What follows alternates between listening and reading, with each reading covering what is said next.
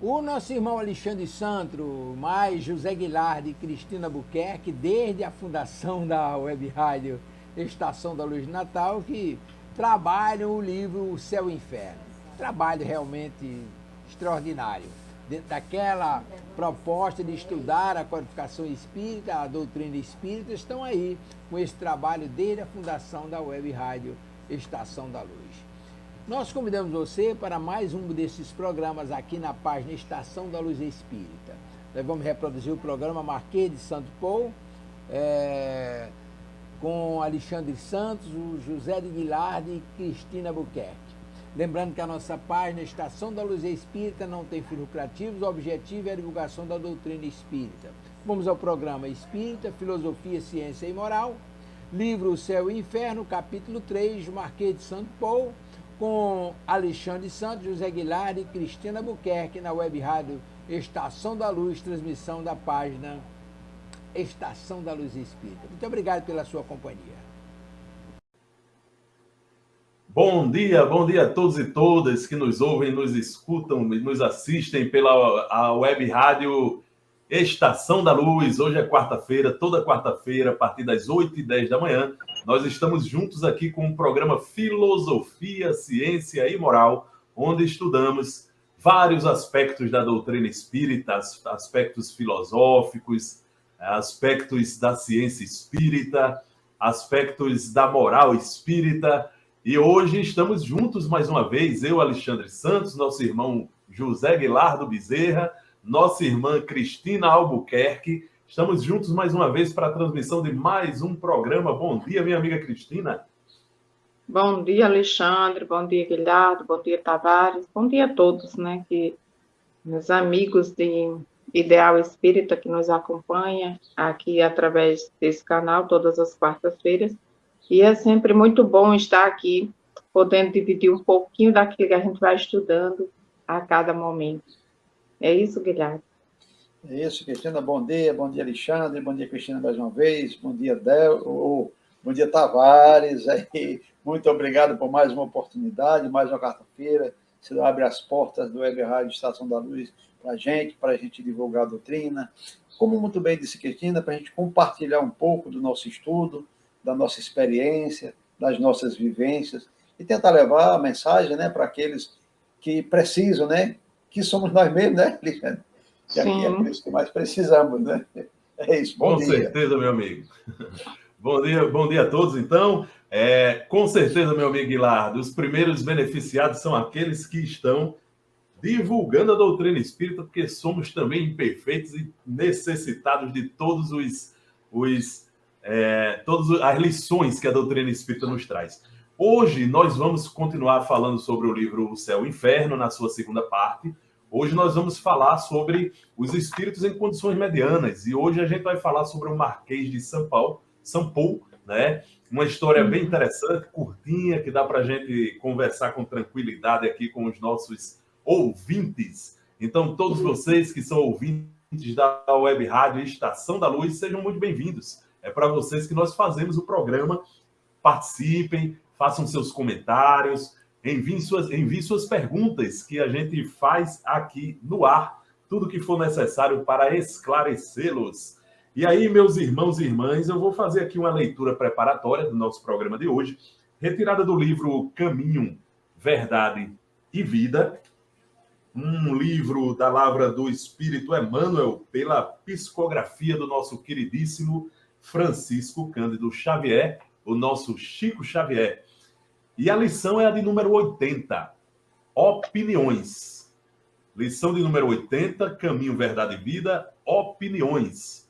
É retirado um pequeno trecho do Evangelho de Lucas, no seu capítulo 6, versículo 26, em que Jesus nos diz o seguinte: ai de vós, quando todos os homens de vós disserem bem, porque assim faziam seus pais aos falsos profetas.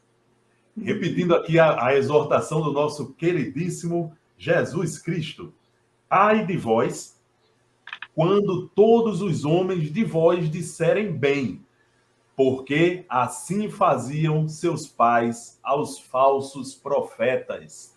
E vem uns esclarecimentos do nosso irmão Emmanuel, que nos diz o seguinte: indubitavelmente, muitas pessoas existem de parecer estimável, às quais podemos recorrer nos momentos oportunos, mas que ninguém despreze a opinião da própria consciência, porquanto a voz de Deus, comumente, nos esclarecerá nesse santuário divino. Rematada loucura é o propósito de contar com a aprovação geral ao nosso esforço. Quando Jesus pronunciou a sublime exortação desta passagem de Lucas, agiu com absoluto conhecimento das criaturas. Sabia o mestre que num plano de contrastes chocantes, como a Terra, não será possível agradar a todos simultaneamente. O homem da verdade será compreendido apenas em tempo adequado pelos espíritos que se fizerem verdadeiros. O prudente não receberá aplauso dos imprudentes. O mestre, em sua época, não reuniu as simpatias comuns. Se foi amado por criaturas sinceras e simples, sofreu impiedoso ataque dos convencionalistas. Para Maria de Magdala, era ele o Salvador. Para Caifás, todavia, era o revolucionário perigoso. O tempo foi a única força de esclarecimento geral. Se te encontras em serviço edificante, se tua consciência te aprova, que te importam as opiniões levianas ou insinceras? Cumpre o teu dever e caminha. Examina o material dos ignorantes e caluniadores como proveitosa advertência. E recorda-te de que não é possível conciliar o dever com a leviandade, nem a verdade com a mentira. Meus irmãos e irmãs, essa leitura ela é fundamental, uma leitura importantíssima, uma leitura que nos faz pensar sobre as coisas. Às vezes no mundo, desenvolvendo nossas atividades evangélicas, desenvolvendo nossas atividades religiosas, a gente quer ter o reconhecimento e a aprovação de todos. Mas o próprio Jesus deixa claro aqui para a gente que no mundo em que a gente vive, isso é impossível. Isso é loucura, como diz aqui Emmanuel para todos nós. É loucura buscar em todos a aprovação. Porque, como ele diz aqui, as pessoas verdadeiras e sinceras, elas vão compreender aquilo que é verdadeiro e sincero. Mas as pessoas que são levianas, elas não vão compreender. Muito pelo contrário, elas vão criticar. Então, a crítica faz parte. A crítica faz parte de todo e qualquer trabalho que a gente realize dentro da doutrina espírita ou fora dela. A crítica faz parte deste mundo.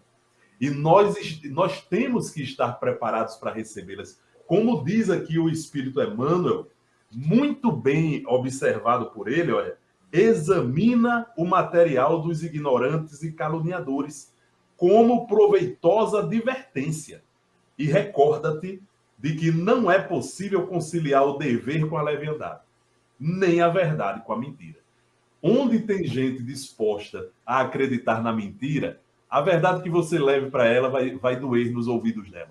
Onde tem gente preparada à atividade leviana, mesmo dentro das lides da doutrina espírita, você que chama e exorta essas pessoas para a responsabilidade, vai encontrar nelas, sempre ou quase sempre, a crítica, muitas vezes destrutiva. E é necessário que a gente receba essas críticas também como uma advertência contra o nosso orgulho. Nós não podemos ter o orgulho tão inflamado a ponto de querer só elogios. É necessário que, diante das críticas, a gente também pare um pouquinho, observe as coisas, aprenda um pouco com essas atividades da crítica e sigamos em frente. Nós somos espíritos imperfeitos ainda. Então, nem sempre a gente vai fazer tudo que seja de acordo com a vontade de Deus. Às vezes, a gente dá alguns deslizes, porque faz parte da nossa condição de imperfeição. Nesse sentido, as críticas elas são até bem-vindas, para que a gente possa observar onde a gente está errando, onde a gente está exagerando, onde a gente precisa parar um pouquinho, onde a gente precisa refletir um pouco. Então, essa mensagem maravilhosa de Emmanuel, né, pela lavra da mediunidade de Chico Xavier, é muito importante para todos nós que somos trabalhadores da seara espírita e também para todos nós que somos apenas simpatizantes da doutrina espírita. Não sei se os irmãos aí, Cristina, Guilardo, querem falar alguma coisa sobre esse exórdio, ou se a gente pode seguir adiante, passando a palavra aí para o nosso irmão Guilardo.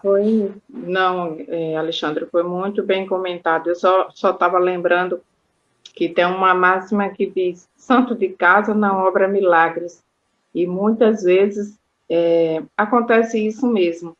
Não que ele esteja fazendo uma pregação errada, não que ele esteja seguindo no caminho errado, mas muitas vezes é desacreditado, as pessoas não dão crédito, não, simplesmente por este fato. E se a gente lembrar toda a história, se a gente for repassando toda a história, no momento em que o pregador, no momento que aquele discípulo está passando por aquele momento, ele é criticado o tempo inteiro. Muitas vezes o reconhecimento vem após a sua morte, ou depois que ele deixa aquela terra, vai pregar em uma outra terra, o reconhecimento acontece lá e não na sua própria, mas faz parte do nosso aprendizado. Eu vou dizer aqui 2 ditos populares com base no que foi dito. O que Cristina disse, né? Quer ser bom, morra, né? É só morrer, ó. Morreu, virou santo, era bom. Quando era vivo, não prestava. E outra, como diz o Alexandre, eu acho que foi com base até nessa lição, Alexandre, que foi criado aquele dito, né? Que nem Jesus agradou a todo mundo, né? Então, quando a gente está sofrendo críticas, é sinal que a gente está no caminho certo, né? A gente tem um exemplo vivo aí em São Paulo, do padre Júlio Lancelotti, que tem um trabalho belíssimo junto aos moradores de rua, mas ele não escapa aos críticos cruéis e veementes, né? Mas que ele se mantenha firme na sua luta, porque quem está agradando ao alto geralmente tem essas críticas, né, Alexandre? É um bom sinal, né? Como diz o exórdio, né? Se fosse um elogio, é um mau sinal.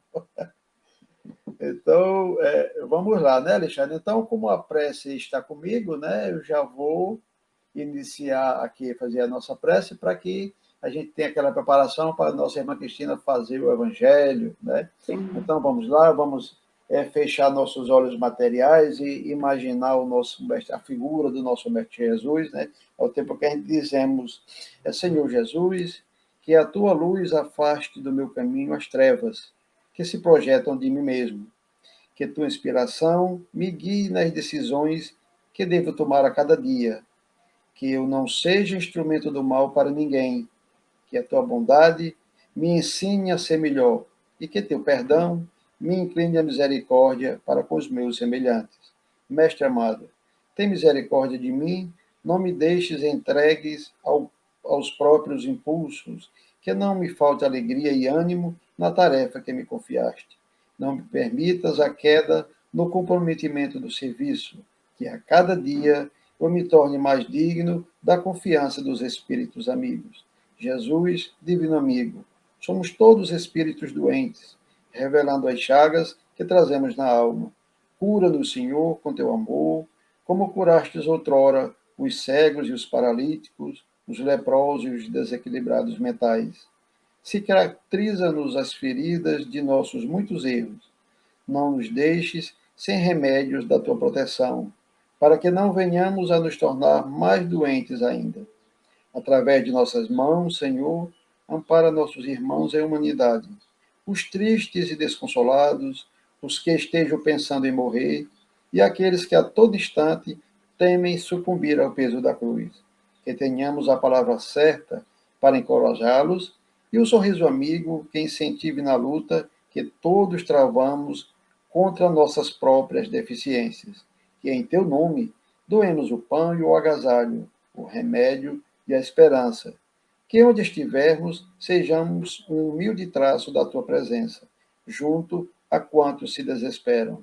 Liberta-nos, Senhor, do jugo da tentação. não nos consinta cair sob o assédio constante dos pensamentos infelizes. Que os espíritos que nos atormentam se compadeçam de nós e nos perdoem o mal que lhe fizemos outrora. Que assim seja, graças a Deus. Então, vamos para o Evangelho dessa manhã. Está no capítulo 9 do Evangelho segundo o Espiritismo de Allan Kardec e tem o título A Afabilidade e a Doçura. A benevolência para com os semelhantes, fruto do amor ao próximo, produz a afabilidade e a doçura que lhes são a manifestação. Entretanto, não é preciso fiar-se sempre nas aparências. A educação e o hábito do mundo pode dar o verniz dessas qualidades. Quanto há cuja fingida bonomia não é senão máscara para o exterior, uma roupagem cuja forma premeditada esconde as deformidades ocultas. O mundo está cheio dessas pessoas que têm um sorriso nos lábios e o veneno no coração, que são brandas, contanto que nada as machuque, mas que mordem a menor contrariedade, cuja língua dourada, quando falam face a face, se transmuda em dardo envenenado quando estão por detrás. A essa classe pertence ainda esses homens benignos por fora e que, tiranos domésticos, fazem sofrer sua família e seus subordinados, o peso do seu orgulho e do seu despotismo, como querendo se compensar do constrangimento que lhe impuseram alhures. Não se atrevendo a usar de autoridade sobre estranhos que os colocariam em seu lugar, eles querem ao menos ser temidos por aqueles que não podem resistir-lhe. Sua vaidade alegra-se de poder dizer: aqui eu mando e sou obedecido, sem pensar que poderiam acrescentar com mais razão: e sou detestado. Não basta que dos lábios goteje leite e mel, pois se o coração nada tem com isso, a hipocrisia. Aquele cuja afabilidade e doçura não são fingidas, nunca se contradiz. É o mesmo diante do mundo e da intimidade. Ele sabe, aliás, que se pode enganar os homens pelas aparências, mas não pode enganar a Deus. Então, é uma mensagem de Lázaro em 1861, do Espírito Lázaro, não é isso? E aqui, parece assim que, sem a gente combinar, as coisas acontecem de uma forma que se encaixa, né? Enquanto a mensagem do exórdio colocou que muitas vezes as pessoas estão pregando, estão fazendo e não são reconhecidos e não tem esse reconhecimento, ou espera esse reconhecimento e recebe críticas. Aqui ele coloca que a gente também não deve confiar totalmente naqueles que têm boas aparências, que está sempre com a palavra de doçura e tudo, porque a educação e os hábitos do mundo também dão esse verniz, que muitas vezes são pessoas que se comportam de uma forma num lugar e em outras são outros. Muitas vezes são chefes tiranos, são pais de famílias tiranos, mas que só têm coragem de confrontar e de colocar a sua autoridade sobre aqueles que não podem resistir, que não podem dizer não, que não podem enfrentá-lo na mesma autoridade. Quando se encontra com pessoas que vão colocar ele no lugar dele, ele é baixinho, educado, tranquilo e trata da mesma forma. Quando se tem essa doçura real no coração, essa afabilidade e essa doçura, você é o mesmo em qualquer lugar.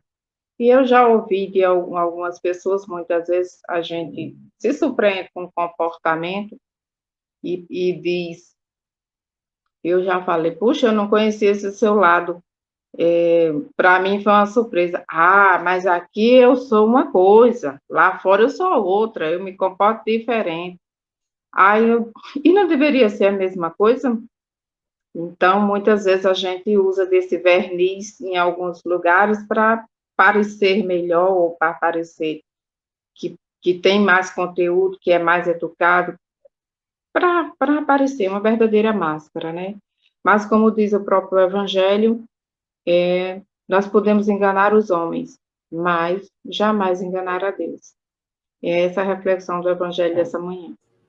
Muito bem, minha irmã Cristina Buquerque. Olha, hoje, nosso programa, não só hoje, como sempre, está sendo retransmitido por várias rádios espíritas do Brasil afora, de Minas Gerais, do Rio de Janeiro, de Alagoas, e são 52 programas por semana, como nós estamos vendo aí na tela. Inscreva-se nos canais aí da nossa rádio Estação da Luz, que você vai ter acesso a todos os programas, viu?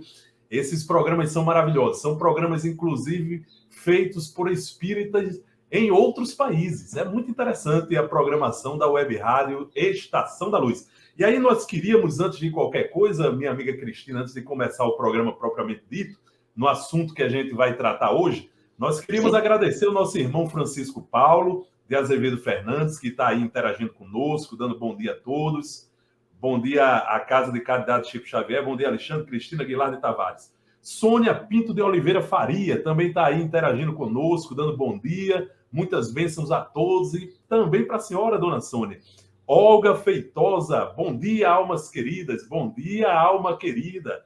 Nossa irmã Olga Feitosa, que toda quarta-feira pela manhã está nos prestigiando aqui com a sua presença online. Joel Pequeno, a paz do Senhor Jesus Cristo seja convosco e convosco também, meu irmão. Joel Pequeno também nos dá bom dia. Sueli Pires nos dando bom dia e desejando bom trabalho. Obrigado, Sueli. Rilar Carvalho, nossa irmã Rilar Carvalho está nos dando bom dia. Bom dia, nossa irmã Rilar. E Graça Cunha, nossa querida irmã Graça Cunha, nossa querida irmã Rilar Carvalho, que são lá da Casa de Caridade Chico Xavier, aqui de Natal, Rio Grande do Norte. Bom dia a todos, bom dia a vocês também. E Cristina Aguilar, nós vamos iniciar então o programa de hoje falando sobre uma história interessante. Allan Kardec, dentre aqueles espíritos em condições medianas, que ele nos traz aqui para a gente poder analisar a condição deles no mundo espiritual, ele nos traz aí a história do Marquês de Saint Paul. O Marquês de Saint Paul, que faleceu em 1860 e foi evocado a pedido de sua irmã, que era uma das sócias lá da Sociedade Parisiense de Estudos Espíritas, o primeiro centro espírita do mundo, fundado lá por Allan Kardec e seus companheiros lá que ajudaram a fundar a doutrina espírita. E essa mensagem, a evocação do Marquês de Saint Paul, a pedido da sua irmã, que era, mais uma vez dizendo, uma das sócias da Sociedade Parisiense de Estudos Espíritas, ela foi feita essa evocação no dia 16 de maio de 1861. Então, veja aí que mais ou menos um ano depois do passamento, da volta do irmão Saint Paul, Marquês de Saint Paul, para o mundo espiritual, foi feita a evocação. Feita a evocação, ele responde: eis-me aqui, eis-me aqui. E aí vem uma primeira comunicação com ele. Vossa irmã pediu-nos para evocar-vos, pois, conquanto seja médium, não está ainda bastante desenvolvida. Resposta: responderei da melhor forma possível. Começa nossas lições a partir daqui, Cristina, Pilardo. Veja que a irmã dele era médica, mas a irmã dele, naquele momento, não estava em condições de estabelecer uma comunicabilidade com o próprio irmão. Porque ele diz aqui, que ela era uma médium que não estava ainda bastante desenvolvida. Isso nos traz uma questão importante, gente. As casas espíritas pelo Brasil afora, a exemplo da Sociedade Parisiense de Estudos Espíritas, precisam, essas casas espíritas no Brasil inteiro, se dedicar um pouco ao estudo e desenvolvimento da mediunidade. Isso é muito importante, meus irmãos. Nós sabemos que a mediunidade é o cerne do trabalho dentro de um centro espírita. Qualquer centro espírita vai trazer como ponto importante da sua atuação a comunicabilidade com os espíritos. Óbvio, é um centro espírita. E como um centro espírita, tem que haver os momentos de comunicação com o mundo espiritual, seja para que os trabalhadores daquela casa possam, né, se inspirar nas boas lições dos espíritos superiores, que sempre nos vêm ajudar quando a gente tem boa vontade, né? E, ou seja, né, para fazer a caridade, porque muitas vezes a gente, através da mediunidade, pratica a caridade com aqueles irmãos que estão desencarnados. É necessário uma comunicabilidade para que a gente possa acolhê-los, para que a gente possa orientá-los, para que a gente possa trazer as luzes da doutrina espírita para esclarecer a condição deles, né? Então, o exercício da mediunidade é importante. Mas, antes de tudo, a responsabilidade daqueles que estão à frente das casas espíritas com o estudo e o desenvolvimento da mediunidade é tão importante quanto. Porque, a partir daí, nós formamos espíritas, né, atuantes e responsáveis da sua atividade mediúnica. Então, veja que a própria irmã não se sentia desenvolvida o suficiente na sua mediunidade, embora fosse médium, né? Não se sentia desenvolvida suficientemente para manter uma comunicabilidade com seu próprio irmão.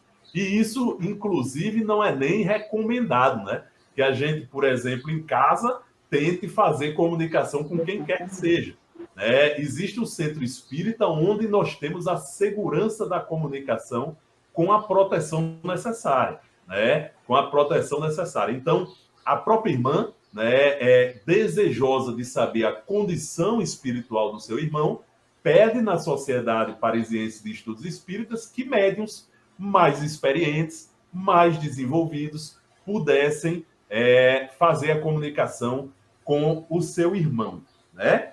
E veja bem, Alexandre, a importância que ela dá, né? Apesar dela estar no centro espírita, na Sociedade Parisiense, amparada por Kardec, que foi o codificador, quer dizer, não era qualquer pessoa que estava aqui, ela convivia, né? O grupo de médiuns que ela trabalhava era um grupo muito seguro e que ela fazia parte. Mesmo assim, ela não se sentia ainda preparada, né? Para você ver a importância também da educação mediúnica, né? Da gente saber lidar com a comunicação, né?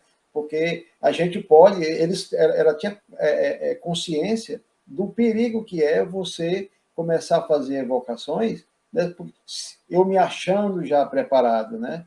Não, tem que ter muito cuidado, você tem que ter uma confiança, uma segurança muito grande, mesmo no centro espírita, né, Alexandre? Mesmo muito bem, muito bem pensado. Que, né, ter o devido cuidado, né? E muito bem colocado, viu, Guilherme, da sua informação, porque assim, a gente precisa ter cuidado também com os espíritos familiares que se comunicam no centro espírita. Nem sempre são os espíritos familiares, viu, gente? Existem espíritos que se aproveitam das condições, principalmente de médiuns despreparados, para fingir ser uma pessoa que não é, né? Então, toda essa segurança a gente só consegue desenvolver no estudo sério da mediunidade, no desenvolvimento sério da mediunidade. Então, é importantíssimo a gente iniciar o programa de hoje falando sobre isso. Minha irmã Cristina... Principalmente, né, Alexandre? Principalmente aqueles médiuns despreparados que se acham preparados, né?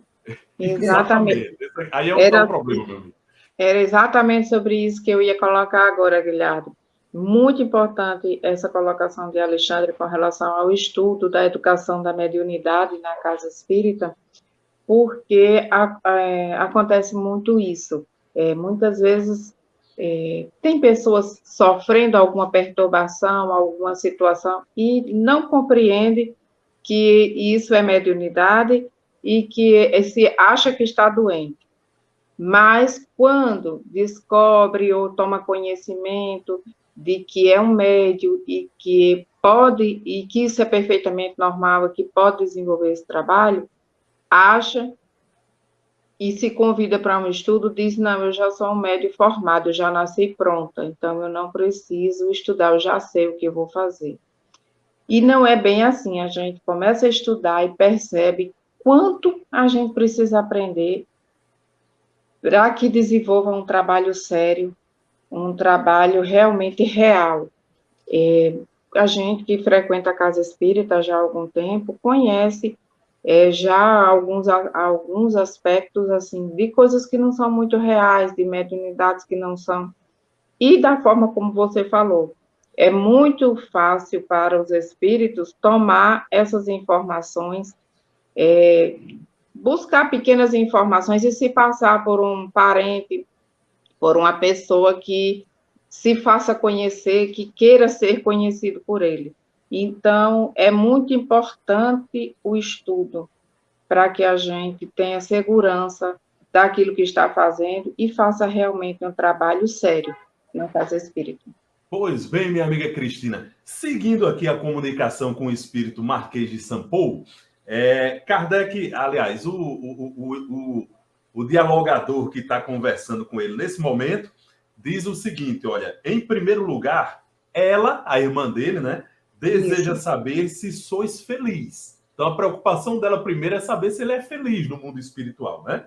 A resposta dele, estou na erraticidade, estado transitório que não proporciona nem felicidade, nem castigos absolutos. Então, você veja, Cristina, veja, Guilardo, que esse espírito ele já se situa na escala espírita aí, na condição de um espírito mediano, né? Se ele não tem nem felicidade nesse momento, ele também não tem castigos absolutos, como ele está dizendo aí, né? Ou seja, é um espírito que já está chegando numa condição de evolução espiritual ali, mediana, né? Não cometeu tantos equívocos para receber no mundo espiritual penas mais complicadas, não fez totalmente o bem, né, que deveria ter feito para receber a felicidade espiritual no mundo espiritual. Então ele está ali naquela condição mediana. Por isso que Allan Kardec o coloca aqui na condição de espíritos medianos. Isso. E aí ele fala da erraticidade. Só para a gente poder esclarecer os nossos ouvintes, esse termo erraticidade, nós utilizamos, os espíritos utilizam sempre para caracterizar esse período entre duas encarnações. Então a gente desencarnou, voltou para o mundo espiritual, até o momento em que a gente reencarne, esse período nós chamamos de erraticidade. É o momento em que o espírito erra no mundo espiritual, ou seja, esse erra não significa que ele está lá só fazendo besteira, não, errando não, viu? É que ele está vivendo, né?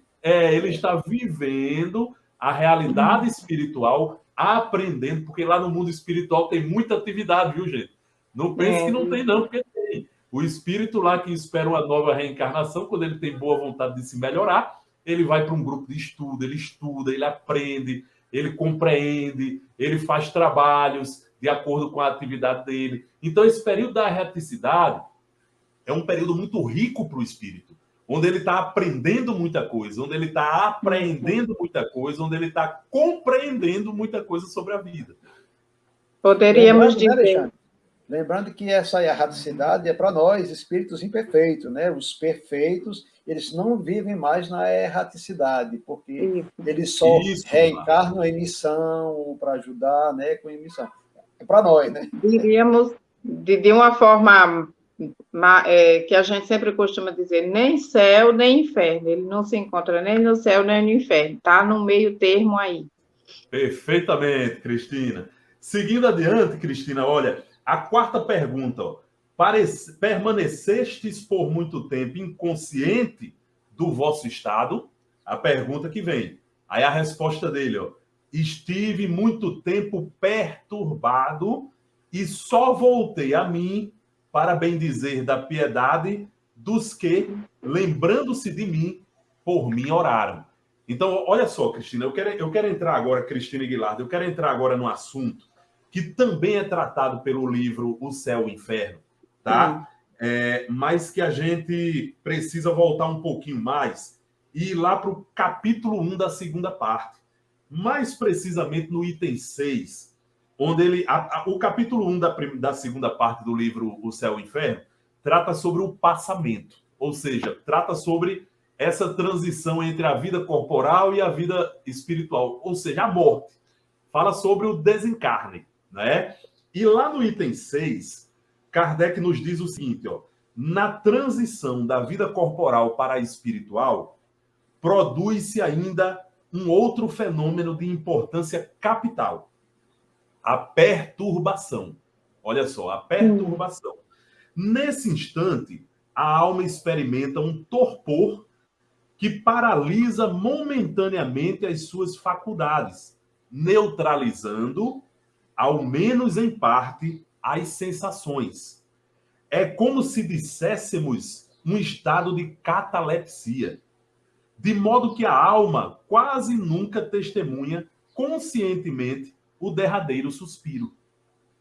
Dizemos quase nunca, porque há casos em que a alma pode contemplar conscientemente o desprendimento, como em breve veremos. A perturbação pode, pois, ser considerado o estado normal no instante da morte e perdurar por tempo indeterminado, variando de algumas horas a alguns anos. Então vamos começar por aí, viu, minha amiga Cristina? Eu vou passar aí a palavra para você e logo depois para Guilardo, para a gente falar sobre esse estado de perturbação. E aí, Cristina, acontece nesse estado de perturbação uma coisa interessante. Em alguns espíritos muito apegados à matéria, mesmo durante esse período de perturbação, ele tem uma ilusão. Às vezes, a ilusão de que ainda continuam encarnados. E muitos desses espíritos continuam dentro de casa, conversando com seus familiares, obviamente não encontra retorno, né? E acha que todo mundo está com raiva dele, todo mundo está com birra para ele, está com, vamos dizer assim, dando gelo nele, né? E fica indo para os locais de trabalho e acha que ainda está encarnado. Isso é fruto ainda dessa perturbação, tá? Cristina, com você, minha querida. Sim. Depende, como nós sabemos, tudo depende da condição que o espírito se encontra. Muitos, acontece isso mesmo que você está dizendo, e a gente recebe algumas vezes na casa espírita, muitos desses, dizendo que estão em casa, ninguém fala com eles, estão tirando as coisas dele, estão jogando fora, se desfazendo do que era dele, e ele não compreende por que estão fazendo isso, se ao menos nem o consultaram e fazem de conta que ele não está lá, vendo e percebendo tudo aquilo. Então, é muito doloroso para o espírito que está passando por essa situação. E outros casos também, o espírito se encontra totalmente sozinho, em lugares que ele não encontra ninguém, e está totalmente, uns ainda estão na claridade, mas outros se encontram no escuro, não encontram ninguém com quem conversar, com quem se orientar, a quem perguntar nada. Então, esse estado de perturbação realmente varia de acordo com a condição que o espírito se encontra. Pode acontecer de estar com os seus, pode acontecer de estar sozinho, e existe uma infinidade de situações que isso pode acontecer. E como foi bem colocado e está no livro Céu e Inferno, na primeira parte, isso pode ser de algumas horas, durar algumas horas, como também pode durar anos. Vai depender da condição do espírito, de como ele se encontra, de como ele compreende, de como ele aceita a situação. E Cristina, olha só o que diz o Marquês de São Paulo.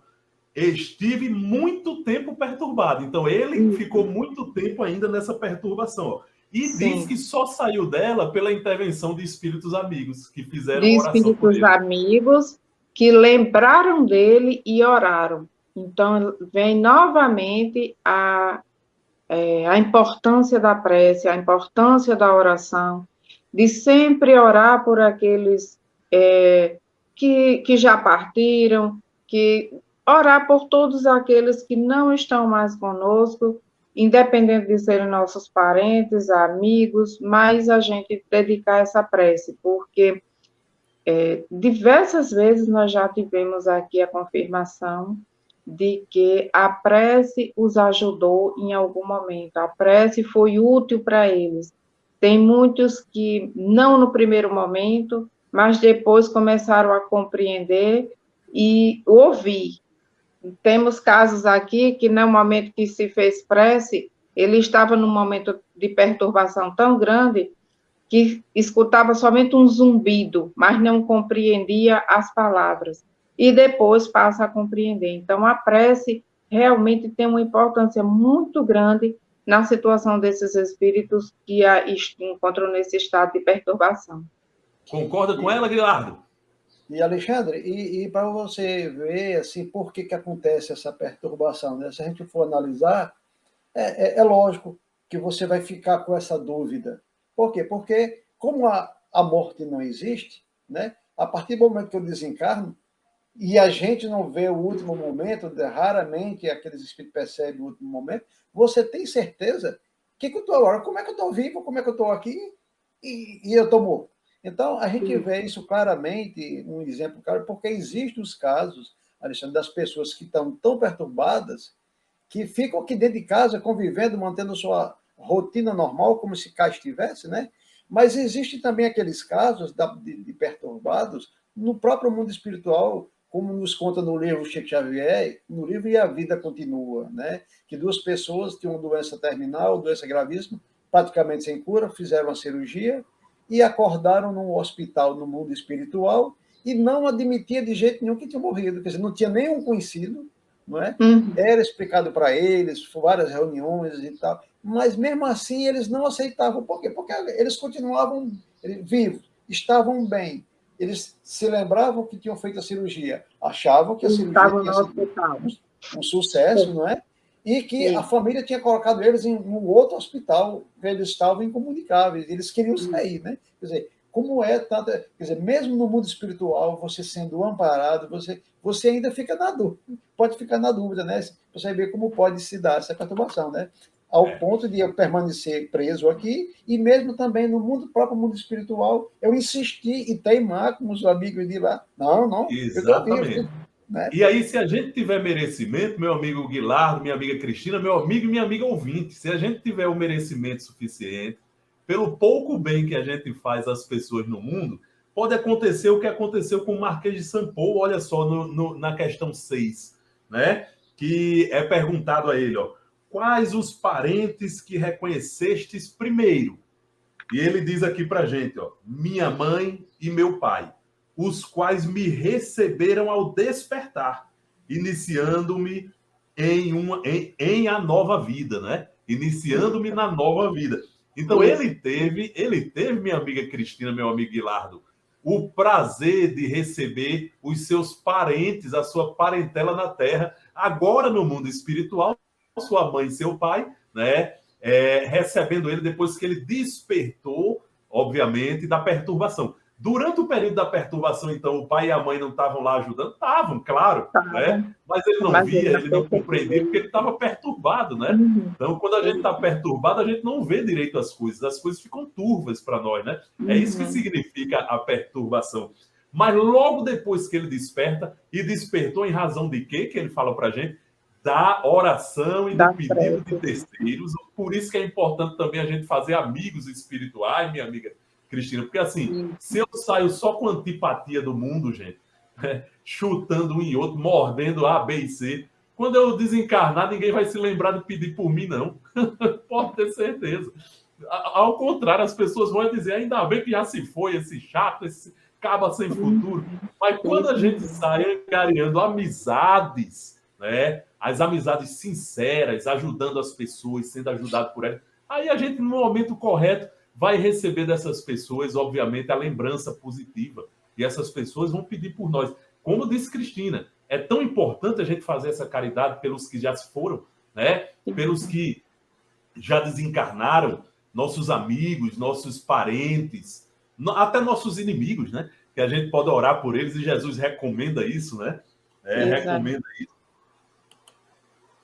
Mas vamos seguindo, viu, Cristina, Guilardo? E chegar aqui, olha, na questão de número 7, em que Kardec pergunta o seguinte: aqui atribuir o fato de parecer que nos últimos extremos da moléstia confabuláveis com as pessoas caras da Terra.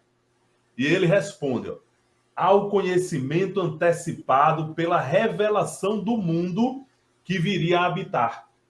Vidente antes da morte, meus olhos só se turbaram no momento da separação do corpo, porque os laços carnais eram ainda muito vigorosos. Muito vigoroso. Então, Cristina e Guilardo, trata-se aí de um espírito que ainda na Terra, como encarnado, ele era médium. E ele tinha consciência, ele era médium vidente. E que foi e que ele tinha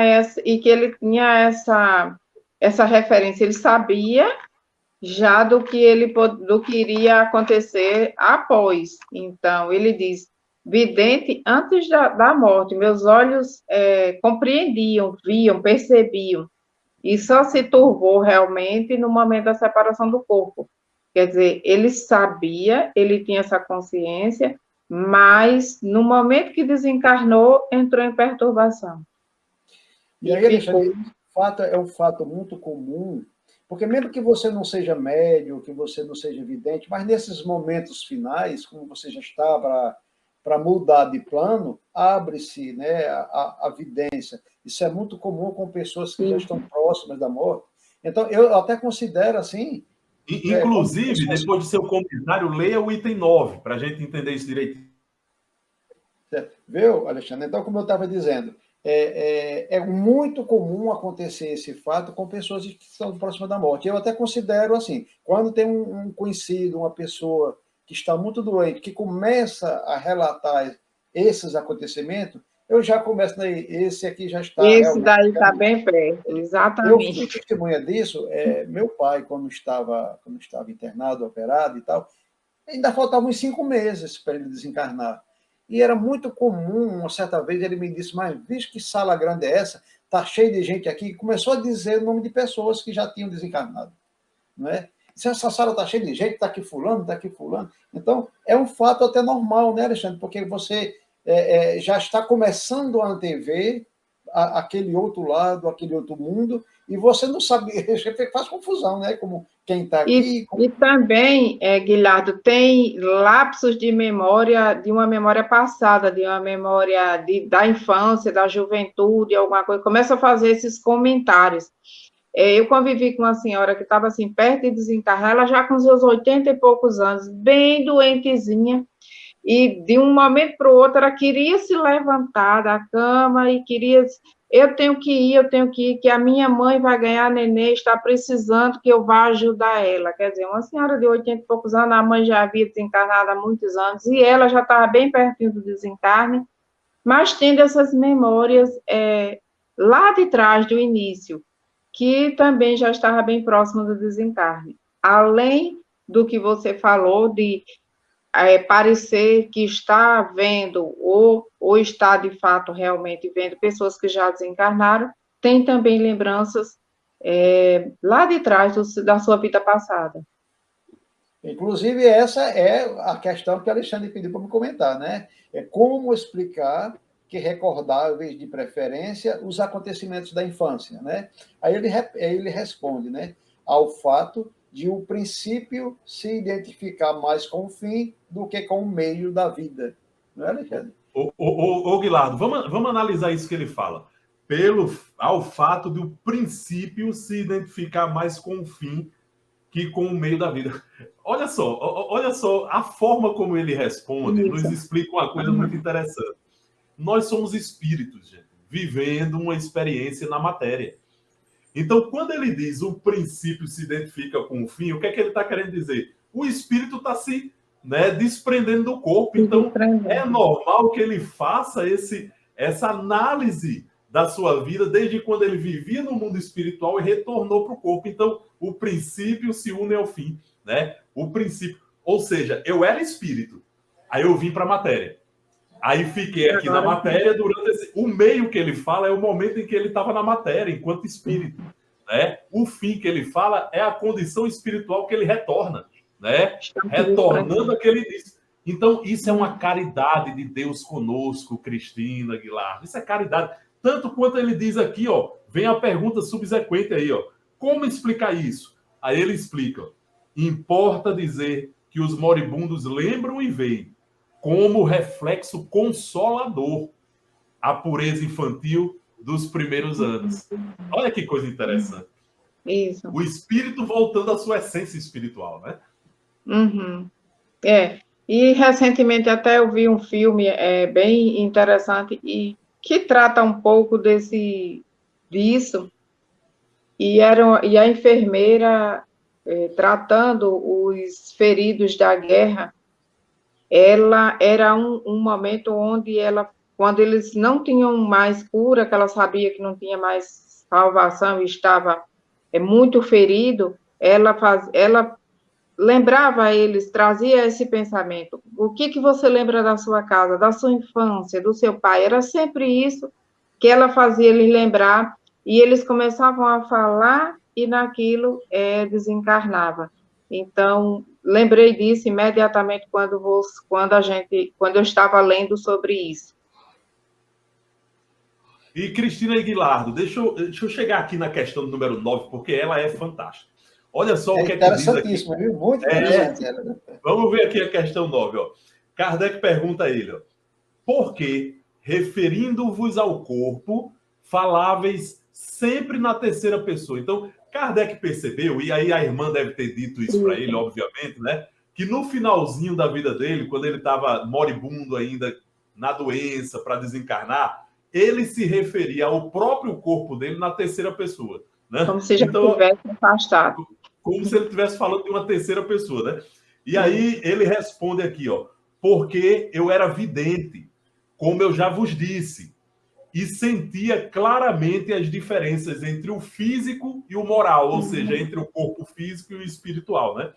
Essas diferenças, muito amalgamadas entre si pelo fluido vital, tornam-se distintíssima aos olhos dos moribundos clarividentes. Veja que era uma pessoa que tinha conhecimento espírita, viu? Sabia, inclusive, o que era fluido vital e tal, aquilo que é tratado na doutrina espírita, né?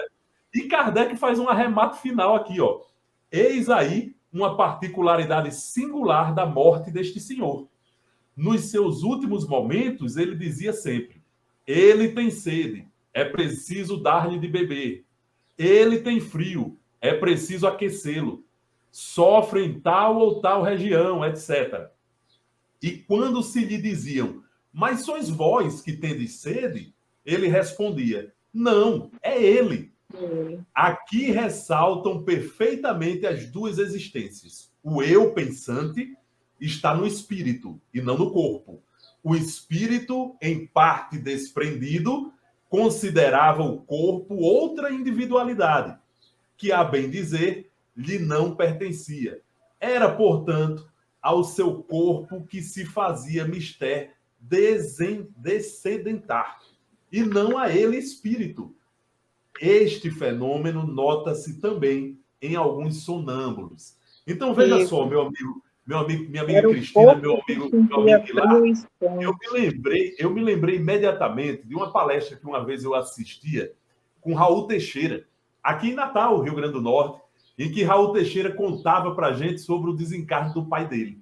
E ele dizia, olha, nos momentos finais eu estava lá no leito do meu pai, né? E de repente meu pai olhou para mim e disse, meu filho, por que eu estou com 4 pernas? Né? Aí ele disse que imaginou naquele momento que o pai, em desencarnando, começou a ter a vidência e viu que o corpo perispiritual começava a se desprender do corpo material a partir dos membros inferiores. Então ele via ali não só a perna material, como ele via também a perna perispiritual, né? E fez essa confusão. A mesma lógica nós encontramos aí na conversa desse espírito, Cristina. Isso, exatamente. Aqui é bem claro quando ele diz, ele sente o desprendimento do espírito e compreende que é o corpo físico que tem sede, que tem fome, que tem frio. O corpo espiritual já não percebe isso. Mas como a ligação ainda está ali acontecendo, ele faz essa observação que o corpo físico ainda está precisando disso. Bem interessante essa colocação aqui, muito bom, é um ponto muito interessante para a gente estudar, realmente. Viu, Alexandre? E você observa, né, a gente, nessa lição, aqui, nesse item, é que mesmo com todo esse conhecimento, com toda essa evidência, ele vendo isso tudo, mas ainda não escapou da perturbação, né? Ainda ficou perturbado muito tempo, né? Sem ainda ter aquela noção. Porque, como nós estávamos comentando, depende da condição moral do espírito. Ele tinha a mediunidade, mas eu acredito que a condição moral dele ainda não era tão elevada. Por isso, e não era realmente, ele está incluído entre os espíritos medianos ainda, que precisou passar por isso, por esse tempo, para depois se encontrar. E agora ele já está numa situação um pouco melhor, né? E já deve estar bem melhor, pelos anos que fazem que foi colocada essa história aqui para nós. Não é isso, Guilherme? Exatamente, Cristina. E diga assim, né? E ele já se vendo assim praticamente fora do corpo, falando, né? Fazendo a distinção entre espírito e Isso. corpo, dizendo é ele, e ele, diga assim, mas mesmo assim, né? Ele ainda fica perturbado, né? Ainda fica, né? Como você também falou. Aí, nesse item 9, aqui no próximo item, ele vai falar exatamente isso que você comentou agora, né? Ele diz assim, olha, o que disseste sobre a erraticidade do vosso espírito e sua respectiva perturbação, levaria a duvidar da vossa felicidade, ao contrário do que se poderia esperar das vossas qualidades. Ademais, há espíritos errantes, felizes e infelizes. Pela pergunta, né? Antes de ler a resposta, pela pergunta já é citado aqui. Ele, assim, ele era conhecido como uma pessoa boa, não é? Isso. Ele era conhecido como um espírito bom, que fazia o bem e tal, né? E que a condição dele, pelo que ele era aqui, eles achavam que era para ser outra, né? Era para ser uma condição bem melhor. E ele vai responder, né? Estou num estado transitório. Aqui, as virtudes humanas passam a ter o seu justo valor. Sem dúvida, meu estado é 100 vezes preferível ao da minha encarnação terrena. Mas porque sempre alimentei aspirações ao verdadeiro bem e ao belo, minha alma não ficará satisfeita, senão quando se elevar aos pés do Criador. E Alexandre voltou já, pelo que eu estou percebendo, pedindo para comentar essa passagem do item 9. Eu estou lendo aqui, capitando aqui, que ele tinha saído, mas eu vou voltar porque faltou comentar esse último item aqui da situação transitória dele, não é isso, Alexandre? Você quer comentar ou quer que a gente? Meu amigo, deixa eu ver aqui, eu não sei se vocês estão me escutando bem, tá boa aí a transmissão? Está. Pronto, é porque eu fiquei com um meio ruim aqui na transmissão, mas vamos ver aqui o 9, ó, por que referindo-se ao corpo? Sim, você está falando de quê, meu amigo? É porque ele não é um espírito nem feliz e nem infeliz, mas eles estão na pergunta dizendo que pela vida que ele tinha aqui na Terra, eles achavam que ele estaria numa condição bem melhor, né? Ele era para estar numa condição bem melhor, porque ele era uma pessoa boa, era tido por quem eu conhecia como uma pessoa boa, né? E eles achavam que ele era para estar feliz, né? Aí ele vai explicar na resposta dele, né, que eu estou num estado transitório. Aqui, as virtudes humanas passam a ter seu justo valor. Ou seja, né, para nós aqui, as virtudes deles que eram boas, né, que para quem eu conhecia, mas para o mundo espiritual ainda não eram tão boas, ainda precisava melhorar. Ainda não era o suficiente, né? Ainda não era o suficiente para ele estar num estado venturoso, num estado de felicidade, num estado bem mais como outros espíritos a gente já viu, né, que estão colocados como os espíritos felizes. Por isso que ele era na condição mediana, né? Porque apesar de ele fazer o bem, esse bem ainda não era suficiente para que ele se colocasse numa situação de felicidade, né? Perfeitamente, meu amigo. Nesse momento, meu amigo Guilardo, minha amiga Cristina, nós vamos dar uma suspendida aqui no nosso assunto de hoje, que eu acredito que já foi muito bem abordado, para chamar o nosso irmão Elielson Tavares, que ele vai fazer aí a divulgação de praxe da nossa rádio, Web Rádio Estação da Luz. Mas antes de tudo, agradecendo ainda a presença dos irmãos. Nossa irmã Helena Botelho, bom dia, meus queridos irmãos, bom dia, minha querida irmã Helena, também é frequentadora lá da Casa de Caridade Chico Xavier. Nosso irmão Chiquinho, Francisco Paulo, faz um comentário. Mediunidade não é nada mais que uma forma que Deus nos deu de pagar dívidas passadas, trabalhando com o amor, caridade e comprometimento. Perfeitamente, meu amigo Chiquinho. E nossa irmã Olga Feitosa, maravilha ser recebidos por seus pais, primeiros amores de nossa vida, de nossa ida vida. Que felicidade, minha irmã, que nós possamos, então, ter merecimento disso também, né? Então, vamos chamar nosso irmão Tavares para que ele possa fazer as divulgações. Antes de passar para Tavares, eu vou só dizer uma brincadeirinha, né? Eu espero que quando eu chegue lá, meu pai não me encontre. Porque se ele me encontrar, ele vai parecer tal qual o Divaldo dizia, com aquele psicólogo na mão, e dizendo, cara, batata que eu lhe ensinei, mas você ainda não aprendeu. Você tá... Tá bom, meu irmão. Você, Tavares, com você, meu irmão. Não sei se Tavares está em condições de fazer nesse momento a nossa divulgação da rádio. Pelo jeito, o nosso irmão está com algum problema técnico. E assim, já que já faz 1 hora do nosso programa, né? Está chegando ao fim. Se Tavares chegar, Cristina suspende, mas aí eu vou chamar a Cristina para fazer a nossa prece final. Sim. Então, muito bom o programa de hoje. Tocamos em pontos assim, muito, muito interessantes da doutrina espírita, desse conteúdo do livro, né, Céu e Inferno. E agradecemos a todos que estiveram conosco, que puderam participar, os membros lá da Casa Chico Xavier, a Graça, a Helena, o Francisco, mas também a todos os outros, e a Olga, todos que estiveram conosco no programa de hoje. E nesse momento fazemos a nossa prece final de agradecimento a Deus.